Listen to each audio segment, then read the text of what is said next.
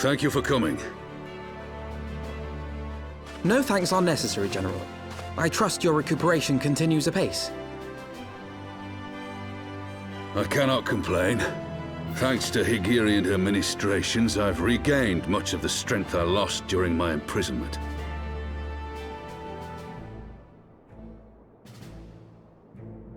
I gather you have made progress in the search for Her Grace. Aye, some good fortune at last. A few days past, Dulala informed us that a sizable shipment of alchemical supplies had been delivered to the palace.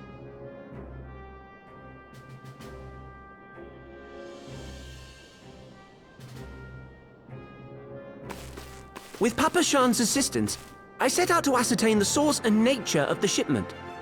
My inquiries led me to Frondale's frontistery. There, I learned that an order had been placed for a curious substance designed to sustain patients trapped in death-like slumber. An invention of the former head alchemist, apparently. A death-like slumber? This cannot be a coincidence. It lends some weight to Dulala's claims, aye. Her Grace is likely somewhere within the palace, abed but alive. Before making any attempt to extricate the Sultana, however, it seemed prudent to learn what manner of substance was used to induce her torpor. To that end, I made inquiries as to the whereabouts of the one most like to have administered it. The lady-in-waiting, Meriel. We sent for you as soon as we learned of her location. All that remains is to apprehend the woman. We shall find our cat's paw in the Silver Bazaar. But we must tread carefully. The market is not the bustling place it once was, and someone is sure to mark our coming. Should they inform the monetarists, we'll have a fight on our hands. We must be prepared for the worst, and being short an arm, I thought it wise to take another in its stead. What say you, Warrior of Light? Will you lend me yours? Then I pity the bastard that stands in our way. Come, my friends, for Nanamo and for Ulda!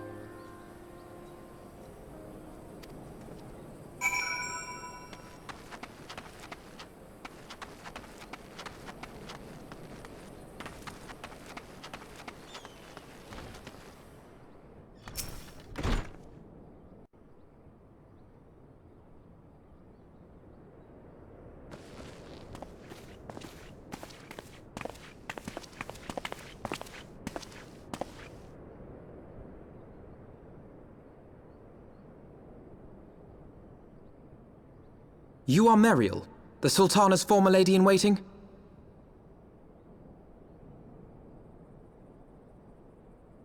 I know no one of that name.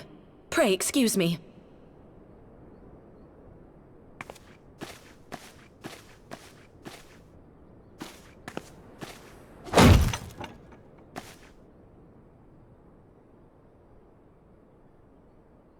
General Alden!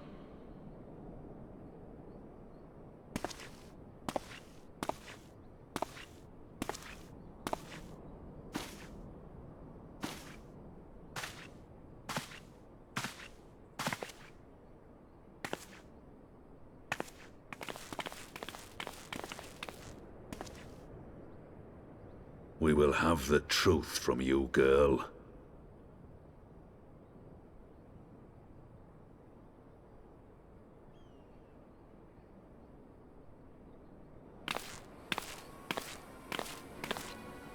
Mayhap 'twould be better coming from me.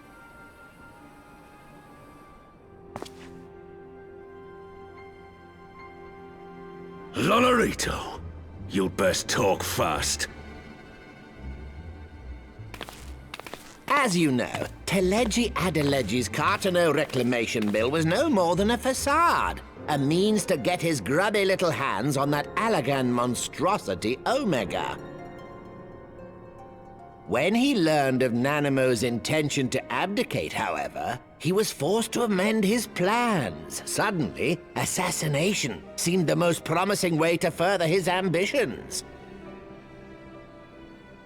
I am told Teleji had discovered a maid in whose veins ran the blood of House Thorn. A new, more pliable puppet to sit the throne. 'Twould have caused an uproar, of course, but few could have contested her claim.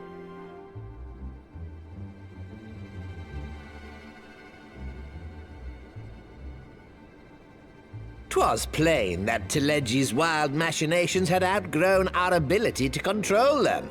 So I decided to usurp his scheme and left the fool to seal his own demise. And what of Nanamo? Oh, I have no desire to harm her grace. 'Twould profit me little to destabilize our government. Thus did I employ young Meriel here to administer a potent sleeping potion in place of a poison.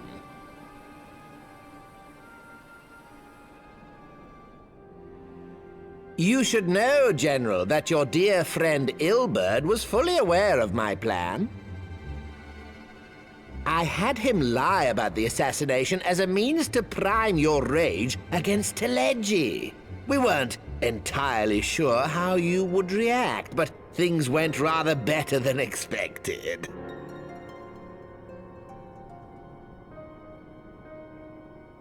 You conniving little worm! You had your claws in the Crystal Braves before their first recruit had sworn to serve! But of course, when a new game begins, 'tis only prudent to have a piece on the board. Ilberd was mine. Truth be told, a significant proportion of the Braves' initial endowment was also mine. With such large sums moving about, 'twas a rather trifling matter to disguise my own contribution.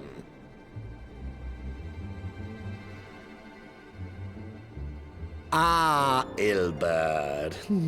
I secured his services with a promise to support his cause once my authority had been solidified. I swear, the man thinks of naught but prizing Alamigo from the grasp of the Empire. Unlike you, General, the poor fellow seems quite unable to forsake the land of his forefathers. Mayhap that's why he called you a traitor to your people and a disgrace to your homeland, amongst other things. What was it he always compared you to? Oh, yes, an overgrown lapdog begging for scraps at the Sultana's table. Oh, how we laughed. Alas, Ilbert's entertaining little outbursts eventually gave way to wearisome tirades, and the zealous brute became rather unruly. I had no wish to see you executed, you understand, but he would not take no for an answer. Rest assured, his employment with me has long since ended. Which brings us neatly to the present. What say you, General? Both you and the Sultana are alive. We have one corpse and one fugitive, and preparations have been made to restore your good name. Shall we cry quits and start again with a blank ledger? The hells we will! Do you honestly expect me to forgive and forget? After all you've done? You're guilty of high treason! Stay your blade, Master Alden.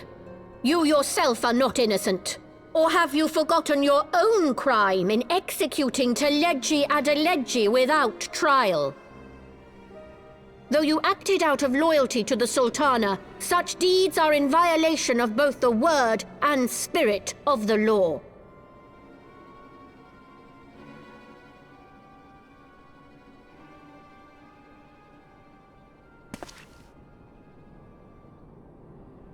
If you would, Lord Lolorito?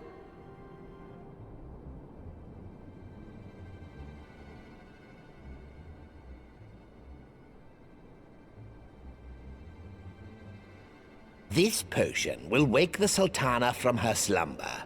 Consider it a gesture of conciliation. You will find Her Grace resting comfortably within her private chambers. Should you doubt my word, I shall willingly accompany you to the palace as your hostage.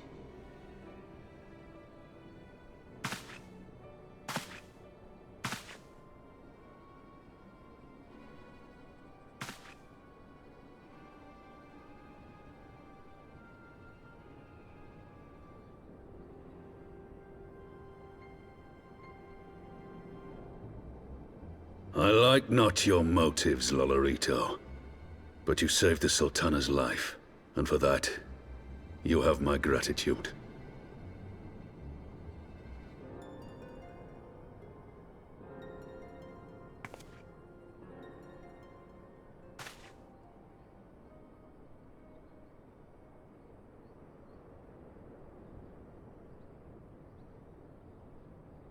Rauban Aldin, you are hereby reinstated as General of the Immortal Flames.